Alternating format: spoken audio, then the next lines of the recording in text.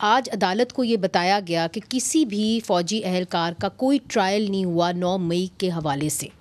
تو اب جو ٹرائلز ہو رہے ہیں سویلینز کے، وہ تو بڑے کلیئرلی، یہ جو آرٹیکل ہے، سیکشن ہے 21D، اس کے اندر کلیئرلی یہ کہا جاتا ہے آرمی ایکٹ کے کہ جی جو بھی انسان، جو بھی سویلین ہے، اس کو منسلک ہونا ہوگا کسی فوجی اہلکار کے ساتھ، اور وہ کرائم کمٹ کرنا ہوگا، وہ پروو ہو جائے تو پھر ہی آپ اس کو ٹرائی کر سکتے ہیں. میں منیزہ اس بات سے یہاں پہ آپ پہنچی ہوں آج کی اس سے کہ عدالتیں تو کام کر رہی ہیں. اچھا.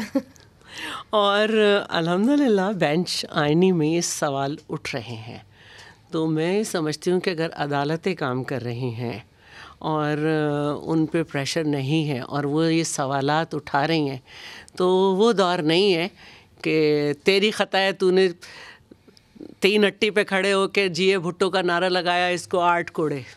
اور یہ ہوتا تھا. بالکل ہوا ہے، بالکل ہوا ہے، بالکل ہوا ہے. آپ لوگوں کے ساتھ ویسے ہوا کیا کیا ہے ملٹری کورٹس کے اندر؟ کیا نہیں ہوا. رخسار قریشی جو تھے وہ تھے وہاں پہ، ایک کو کوڑے لگنے تھے، اس کو شدید بخار تھا، اور میجر آتا تھا اور کہتا تھا کیا سزا ہے بھائی، اس نے یہ کیا ہے. تو انہوں نے کہا بھائی اس کو ہے نا کوڑے نہیں مارو، اس کو بہت بخار ہے.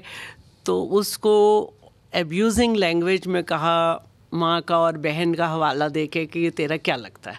تو اس نے جو ہے وہ اس کے گریبان پہ ہاتھ ڈال کے اس کو ٹکر ماری. تو کہا اچھا اس کے 8 کوڑے لگیں گے. یہ تک بھی ہوتا تھا، ہاتھ کے ہاتھ وہیں پہ ڈیسیشن ہوتا تھا. پیپلز پارٹی تو اس مرحلے سے گزر چکی ہے. مجھے آج بھی یاد ہے کہ رضا ربانی صاحب جب سینیٹر تھے تو ان کے آنکھوں سے ایک آنسو بھی ٹپکا تھا جب انہوں نے دستخط کیے تھے، جب آپ نے ملٹری کورٹس کو فعال کیا تھا 2014 میں 15 میں. اور اس وقت بھی ہم یہی آج آپ کی اسٹیٹڈ پوزیشن کیا ہے؟